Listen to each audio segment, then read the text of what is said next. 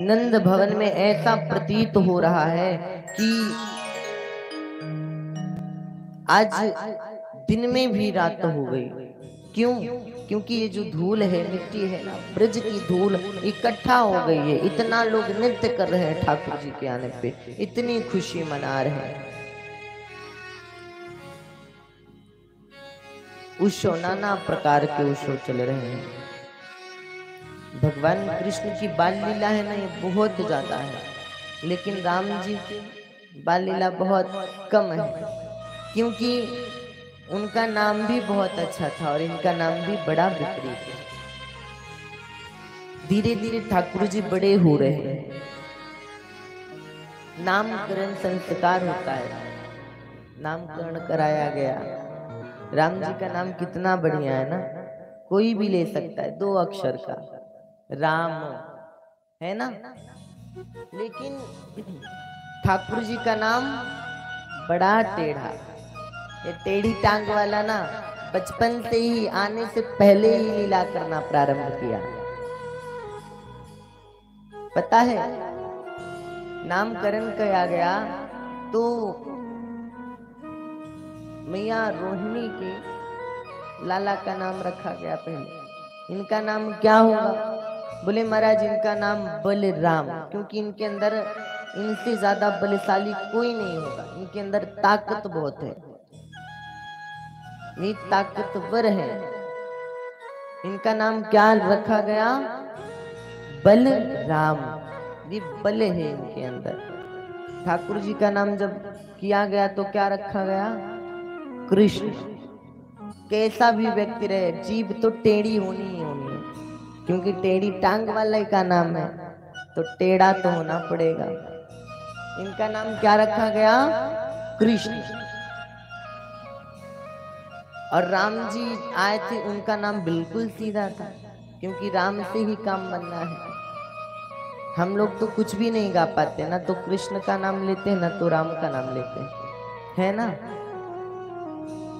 धीरे धीरे ठाकुर जी बड़े होने लगे। अब उधर मामा कंस तो बड़े क्रोध में, मैंने इतने यत्न किए, सब कुछ मैंने किया, लेकिन ये मेरे साथ ये कैसे हो गया? मुझे मारने वाला इतना बलशाली कौन है, कैसा है, इतना बड़ा शत्रु मेरा। प्यारे भक्तों, कंस क्रोध में आकर के सभी राक्षसों को इकट्ठा किया, और जब सभी राक्षसों को इकट्ठा किया ना, तो कंस कहता है कि इतना बलशाली कौन है जो मेरे दुखों को दूर कर दे? कौन है इतना बलशाली?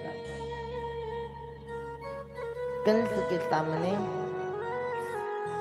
सबसे बड़ी राक्षसी पूतना आती है।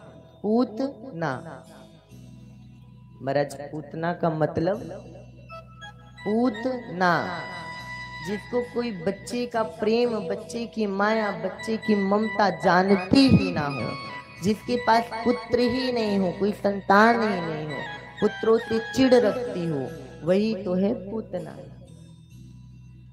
पूतना कहती है मैं तो उन्हें मार सकती हूँ, और आप छोटे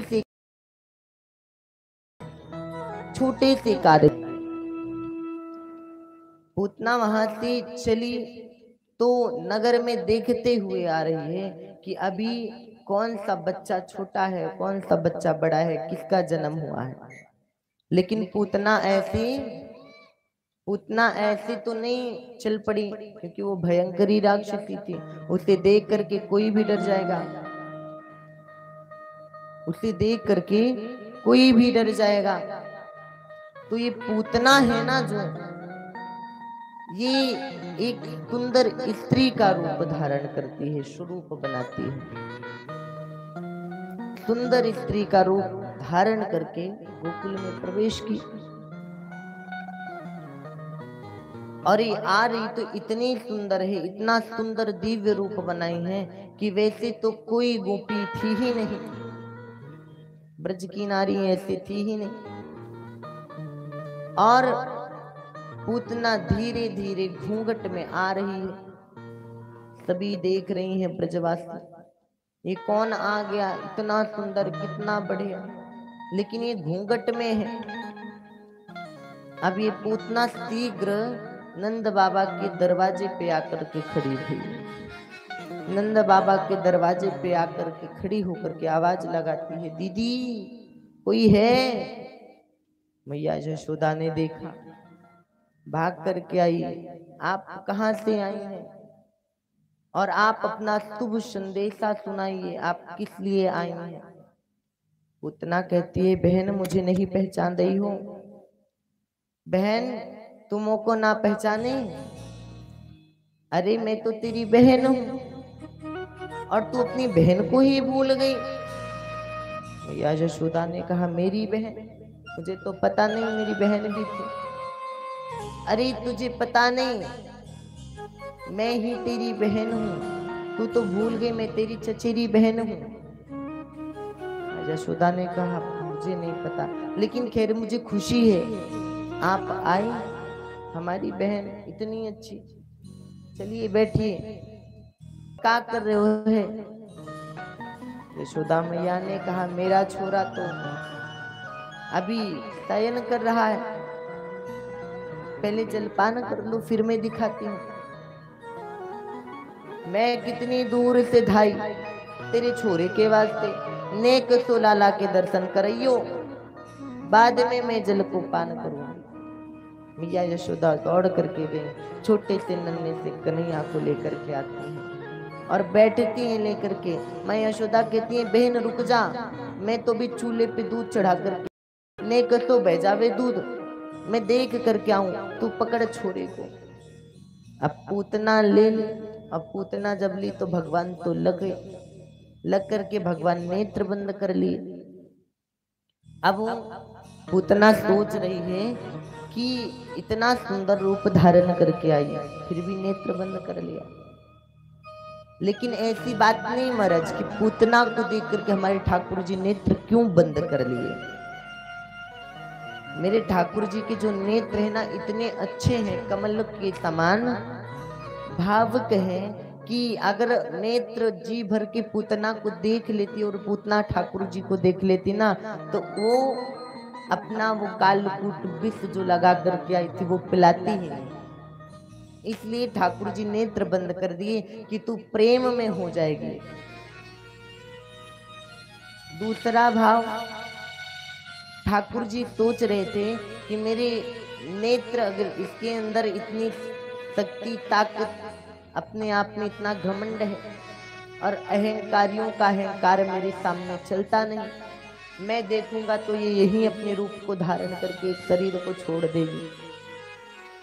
इसलिए ठाकुर जी नेत्र बंद कर लिए।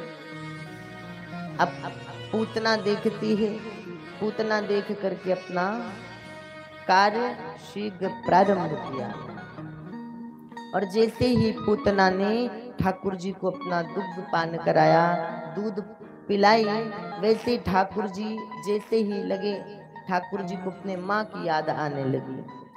जगत के पिता आज कह रहे हैं कि तू कुछ भी पिलाए, लेकिन आज पूतना तू कार्य माँ का कर रही है, इसलिए तुझे भी मैं मुक्ति दूंगा। ठाकुर जी जैसे दूध पीने लगे, पूतना लगी छटपटाने लगी, चिल्लाने भगी वहां से उठ करके।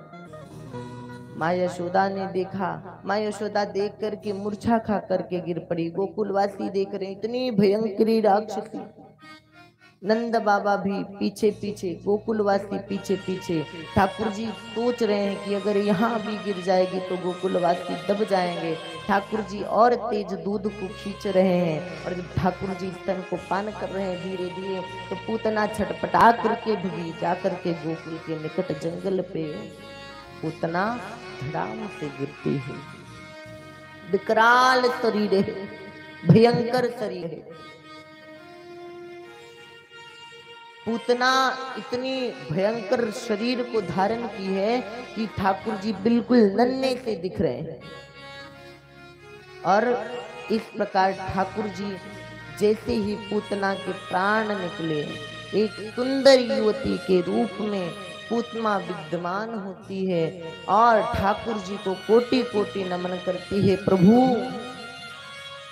आज वो पूर्ण हो गया मेरा व्रत, आज वो पूर्ण हो गया मेरा तप, जो मैं आपको सोचती थी। पूतना कोटि कोटि नमन करती है। और ठाकुर जी कहते हैं आप कुछ भी करें, लेकिन आपने मुझे मेरे माँ का कार्य किया है। जो एक माँ अपने बच्चे के लिए करता है, वो आप दूध पिलाओ या जहर पिलाओ, लेकिन पिलाया तो दूध ही कहते। तो मैं अपनी माँ को ऐसे थोड़ी ना देखूंगा, मैं अपने पद के, अपने धाम के लिए आप